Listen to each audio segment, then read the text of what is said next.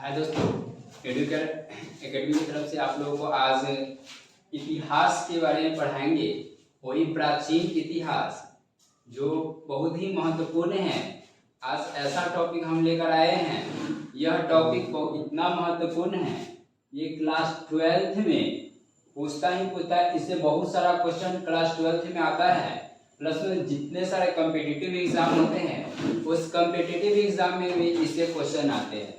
से SSC GD हो गया, रेलवे हो गया, ठीक है। इस चैप्टर से यहाँ तक बीपीएससी में भी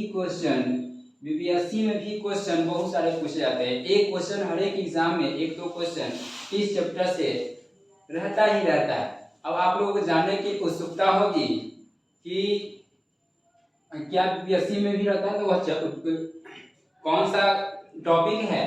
तो यह टॉपिक आप लोगों को है सिंधु सभ्यता। क्या? सिंधु सभ्यता यह टॉपिक है। इससे पहले हम लोग को इतिहास के बारे में जानना जरूरी है। इतिहास कितने होते हैं, इतिहास कितने कालखंडों में बांटा गया है, कब से कब इतिहास स्टार्टिंग है, और क्या क्या इतिहास में हम लोग को पढ़ना है, यह जानना जरूरी है। तो सबसे पहले आइए इतिहास के बारे में जानेंगे। तो इतिहास को 3 कालखंडों में बांटा गया है। सबसे पहले इतिहास को तीन कालखंडों में बांटा गया है। इतिहास होता क्या है? इतिहास होता क्या है? तो अतीतों का अध्ययन क्या कहलाता है? इतिहास कहलाता है। जैसे जो भी समय बीत गया है और अभी तक जो समय चल रहा है, उस सभी समयों के बारे में अध्ययन करना इतिहास कहलाता है। तो अतीतों का अध्ययन करना इतिहास कहलाता है। इतिहास के बारे में आइएगा कि ये 3 कालखंडों में बटा हुआ है। 3 कालखंडों में बटा हुआ है, तीनों का नाम जान लेते हैं। तो पहला है आपको आद्य ऐतिहासिक, दूसरा आता है प्राक ऐतिहासिक। फर्स्ट में लइए प्राक ऐतिहासिक, फिर आद्य ऐतिहासिक,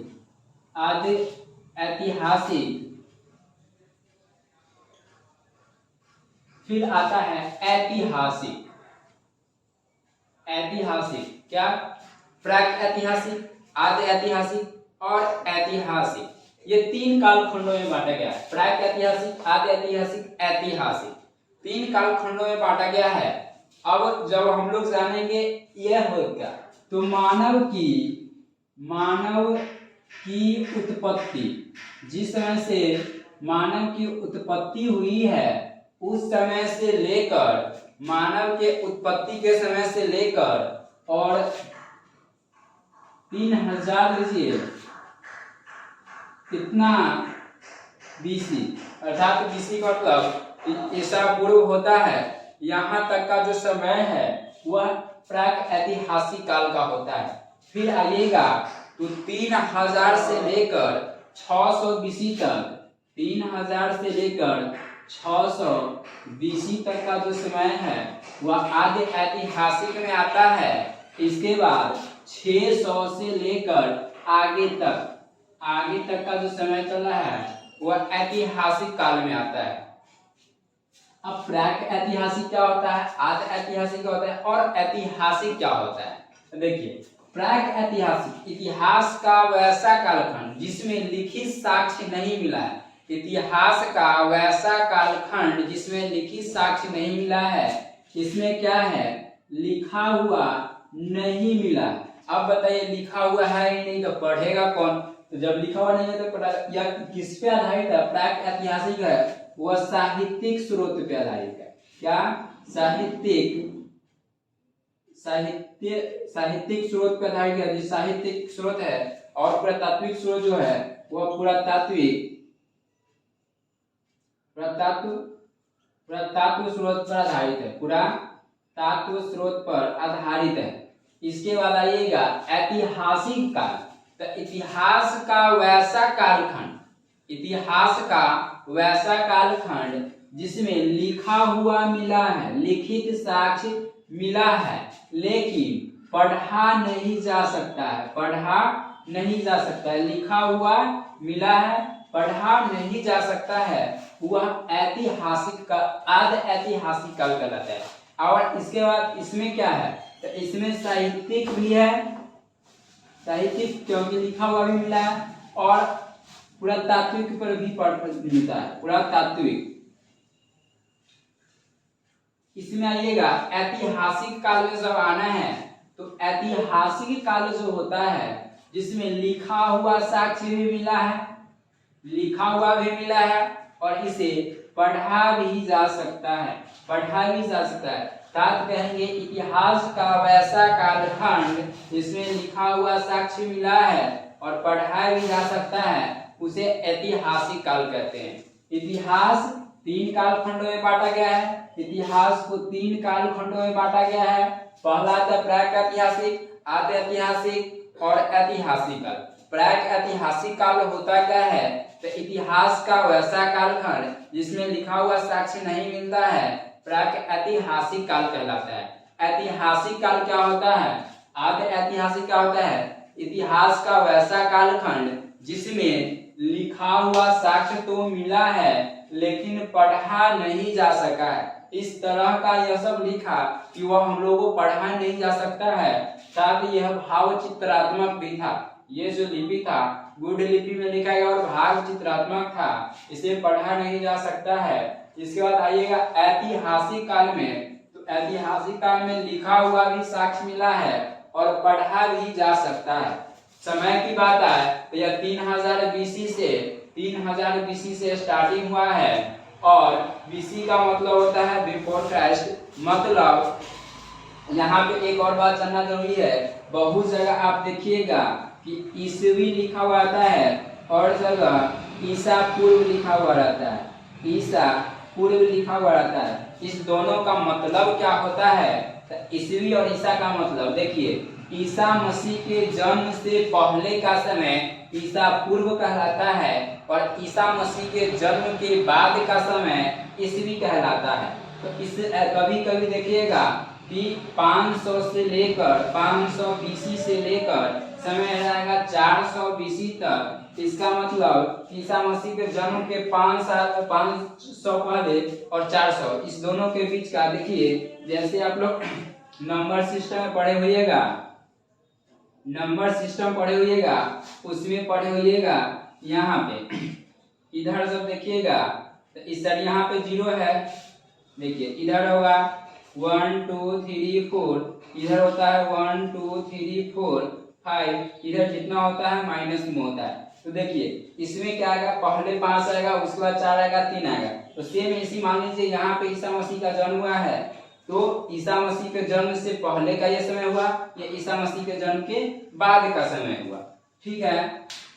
इसका समय आद्य ऐतिहासिक का समय आएंगे तो 3000 से 600 BC तक है, 600 ईसा पूर्व तक है। ऐतिहासिक काल का आएंगे तो 600 से लेकर अभी आगे जब तक चलेगा वह ऐतिहासिक काल में आएगा। इसमें आगे जानना जरूरी है, तो देखिए यहाँ पे देखिए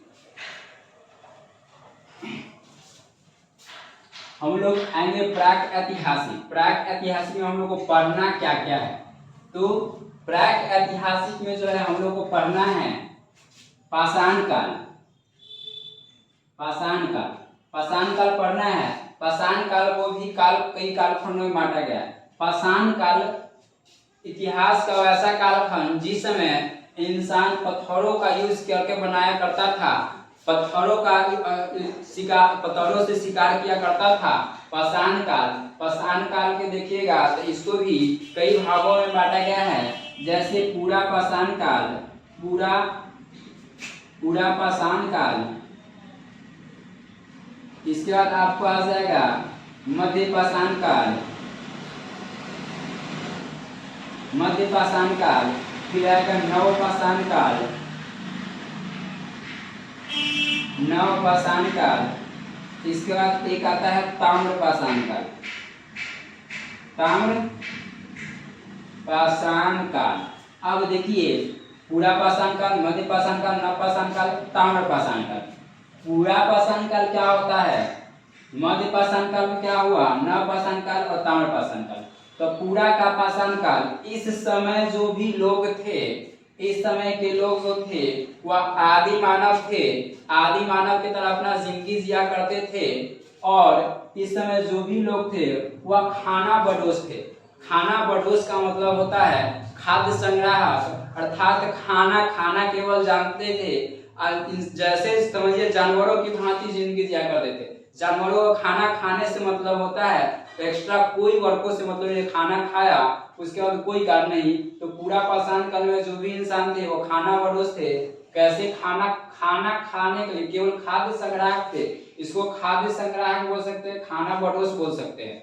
मध्य पाषाण काल में आइएगा तो मध्य पाषाण काल में इस समय जो इंसान था, इस समय इंसान एक चीजों की खोज करता है, वह होता है अंतोष्टि कार्यक्रम।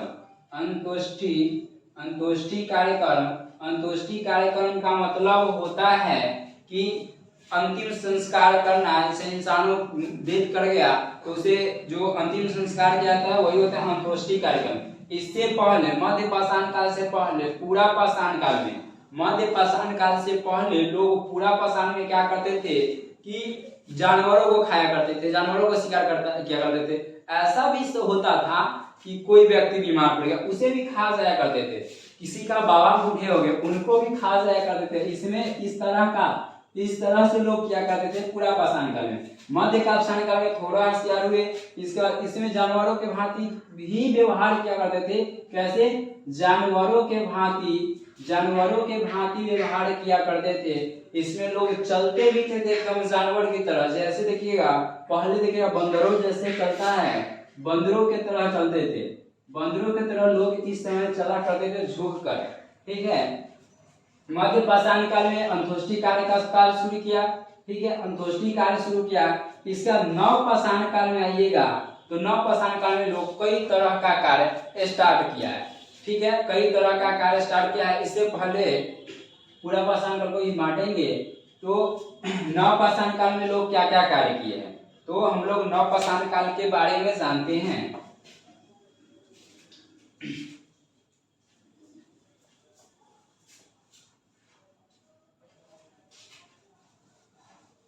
यहाँ देखिए नव पाषाण काल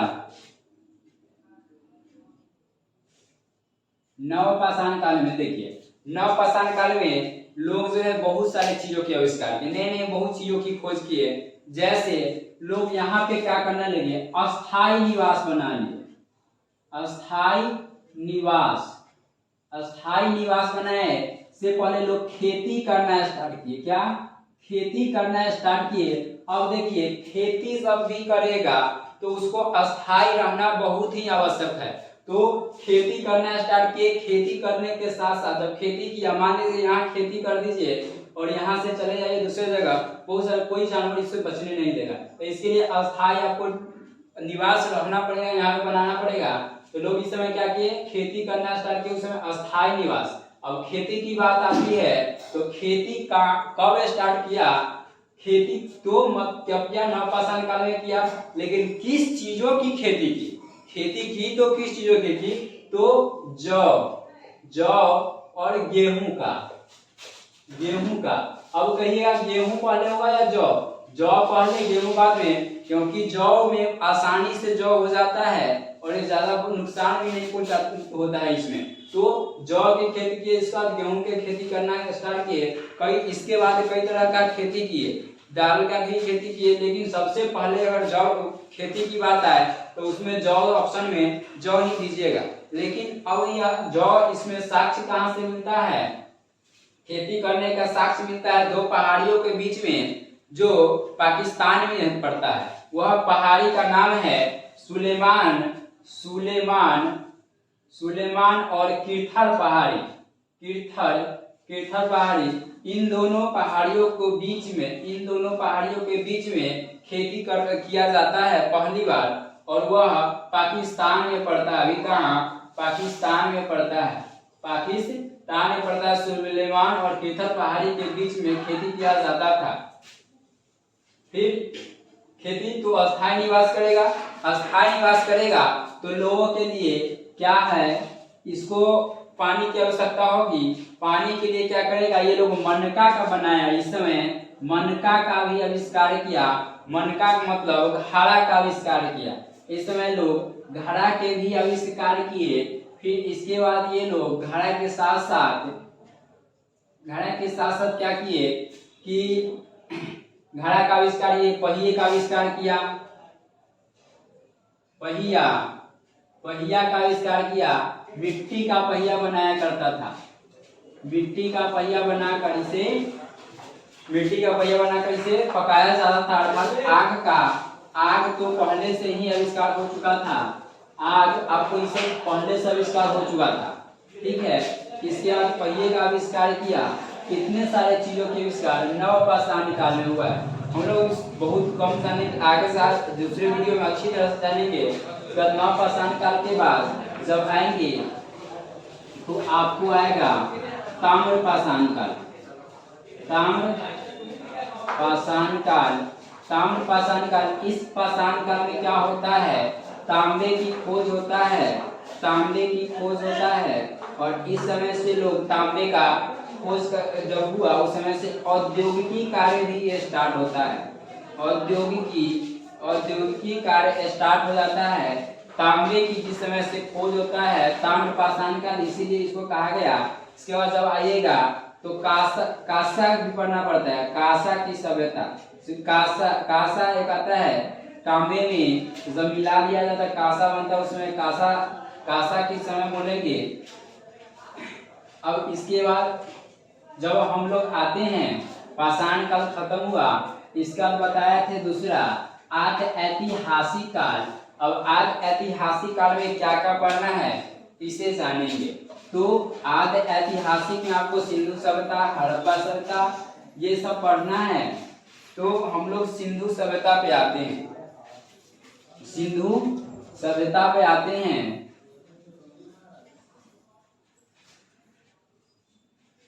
सिंधु सभ्यता, देखिए सिंधु सभ्यता जो है, सिंधु सभ्यता की खोज 1921 ईस्वी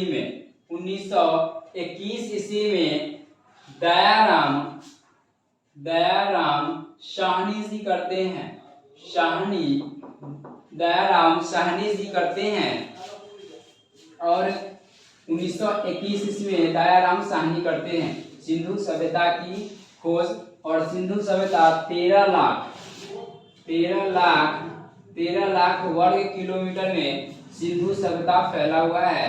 13 लाख वर्ग किलोमीटर में, अगर ये लगभग है, क्या है, लगभग 13 लाख वर्ग किलोमीटर में फैला हुआ है। अगर पूरी बात किया जाए तो वह है 12,99,600 वर्ग किलोमीटर में सिंधु सभ्यता फैला हुआ है।